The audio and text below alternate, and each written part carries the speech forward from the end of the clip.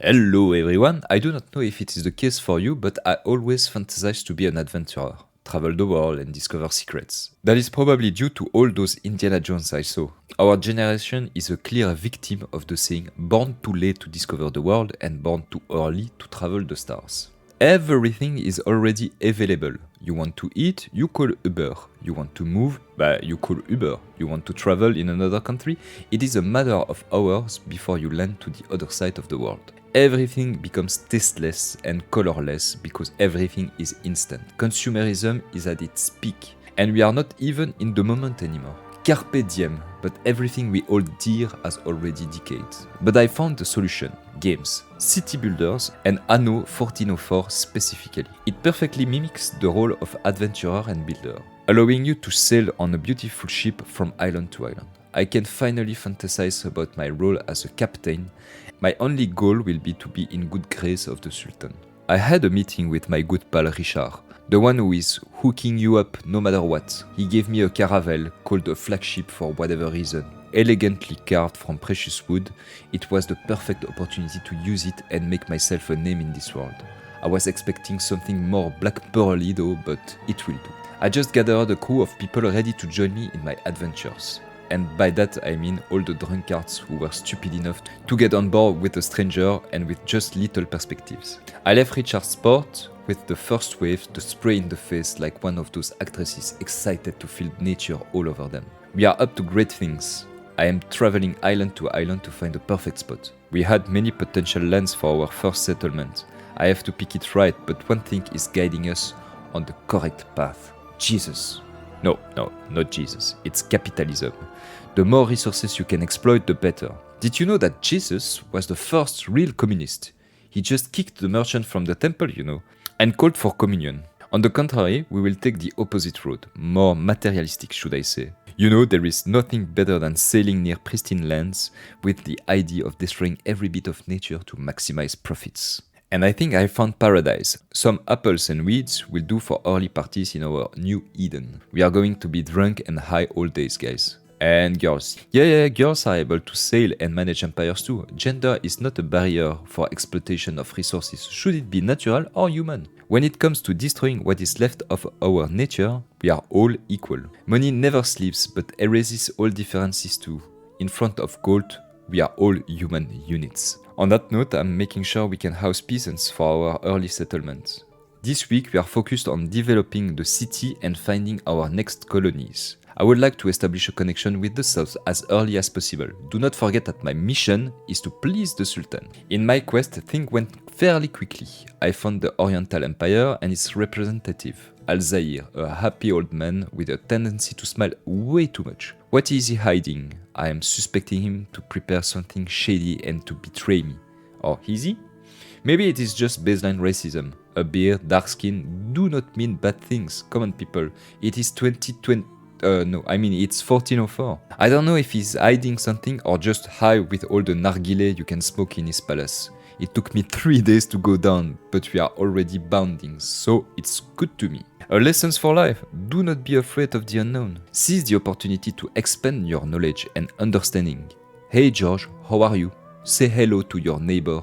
Yes, you have a beautiful lawn, George. Yes, say to George how beautiful his lawn is. We also found our second occidental colony, just next to the main one. We are now holding resources that account to mainly everything. We got booze, we got food, and that is great because settlers in these regions, that is all they want. Being drunk with a full belly, how could I blame them? Living in dreadful conditions, sick the majority of the time, working in total discomfort, the drunkenness makes the day only sweeter. I share their pain, really I do, but we have to make an effort. After all, that is progress, that is life, suffering performing boring tasks at your job. After discovering a few new lands, I found out that I was not alone. There were 2 parasites, Gavin, the snooty prick, ready to look you down at any occasion. Yes, I just told you to be open-minded when it comes to new people, but to be fully transparent, I am more the misanthrope kind of guy. When I have to do groceries, and I see my neighbor in his alley, I always wait for him to leave so I can go out without engaging in social interaction. Imagine playing a game to evade the harsh reality of the modern world, only to find an ersatz of neighbor who is taking up space and looking me down like my lawn is garbage. Worse, I have another one, Gi. Here we have a national treasure called Gi, but this one is just the dry bottom of an abandoned toilet. A sneaky rat. Apparently, this Gi, he is here for the glory of the sacred cross. But in truth, he is a human trafficker, and not the oldest one, huh? Stop. I see where you are going with this. A cassock, bunch of children, connecting the dots, however, that is just the consequences of celibacy. This insane vow to reject the warmth of a woman, being able to curl up between her legs, feeling the sweetness of her lips. But no, Mr. Guy is rejecting all that. No wonder he has gone bad. Anyway, you might think that is exaggerated, but no. This bag Guy, he did not understand that the region is huge and there were places for everyone. But this moron came to the exact same island as me. He built his warehouses faster than a blitz move. Hikarugi, it's his new name. People are going crazy for good reasons nowadays, huh? I was all the way left at the Oriental, but Guy had to come just next to me. Guy, you want a dick pic? That's it? My priority always was to build and strengthen my relationship with the South. That is why I wanted to focus on the Orient. But I was harassed from everywhere. Yes, my lord, could we have shelter? Could we have food? What was I supposed to do? We all knew they were not going to fit in this fine society. So I rejected them. I am not the Red Cross. I get the confusion though, huh? Now with all the crusaders walking around, but it's not the same mission statement. One was, we are going to Jerusalem and kill everything with a turban. The other was, we give you food when it's cold and we build back after the floods. I mean, we are taking your money and then we are telling you that we are building back after the flood. But that's the damn same thing. But anyway, I said no. They had to go to Guy. If he was really a man of the Lord, he would show a bit of charity. What a mistake. There are two kinds of people in the world. The ones who get up on Saturday morning and win the lottery, and then the other one who get their bathroom robe stuck into the first doorknob as they get up. I'm more on the doorknob side when it comes to luck. Why should it be otherwise in the game? I have said no to the beggars because I have reasons, no beggar. But those beggars became brigands, and those brigands, they attack one of my islands. Which one they choose? They choose the only one I share with Guy. I mean, the one Guy decided I had to share with him. I decided to defend the nice island. I had to save the bread, normal. Except Guy did not find this as a legitimate defense on my side, but an unlawful attack on his territory. Should I recall that I was the first one on the island? What a joke. He decided to send troops to fight me off? Bravo, Guy. Bravo.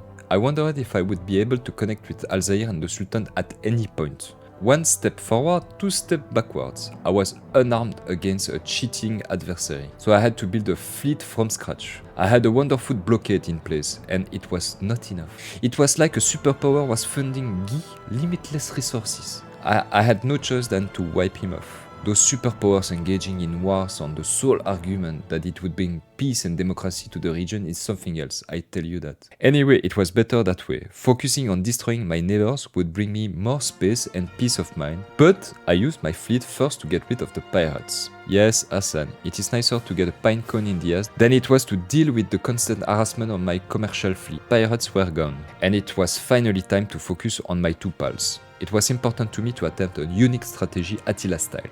In essence, I had to land troops and wipe everything like an anti-oxygen bomb.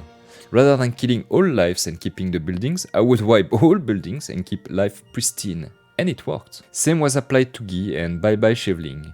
He was never missed. Him disappearing was a ball of fresh air. Human beings want to commune, find a group, share their fears and their joys. But when you see the state of today's world, you are so happy to be alone, hermiting, far away from everyone. This was the feeling I got back when Guy and Gavin vanished. I finally achieved quietness necessary to build a wonderful mosque. I will attract the most beautiful sultan. But why would it work smoothly when it was possible to get one more hurdle? I was not discouraged though. Make that a lesson for you. You've got a vision, a dream, materialize that in the world, find happiness doing so and share it with the others. My dream was to bring the Orient and Occident closer together and put an end to this endless hatred of the other culture. All those tensions and wars had to make place for something else. It was time for collaboration, and a mosque will be the symbol of that new era. Obviously, we would not build a mosque in the middle of nowhere, trying to do a sad, ridiculous show-off. Could you imagine building an immense structure in the middle of the desert with nothing else around? It would be a stupid idea. I decided that this mosque had its place in the middle of our biggest city. Small hurdle again, Al-Zahir did not give me rights to continue its construction until I reached a tremendous amount of inhabitants. And they had to be envoys. Normal, you might say. Huh? I had to host rich families. Perfume, marzipans and baths were necessary to spark the idea of migrating here in this beautiful city. A big investment, but it was worth it. The streets were perfumed with rose and almonds. People were happy. A beautiful sight of joy.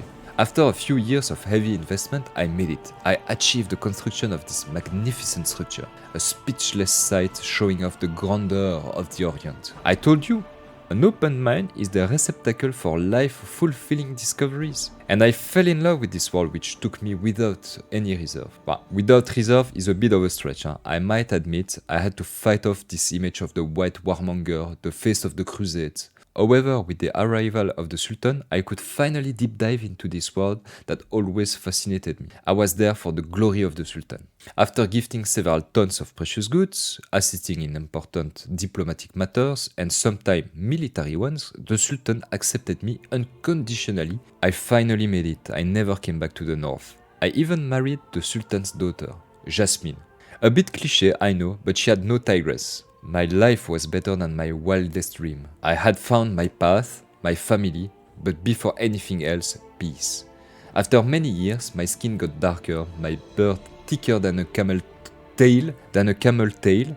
I was an unavoidable element of the Orient Empire. After my father-in-law died, Jasmine and I took the lead of the Sultanate.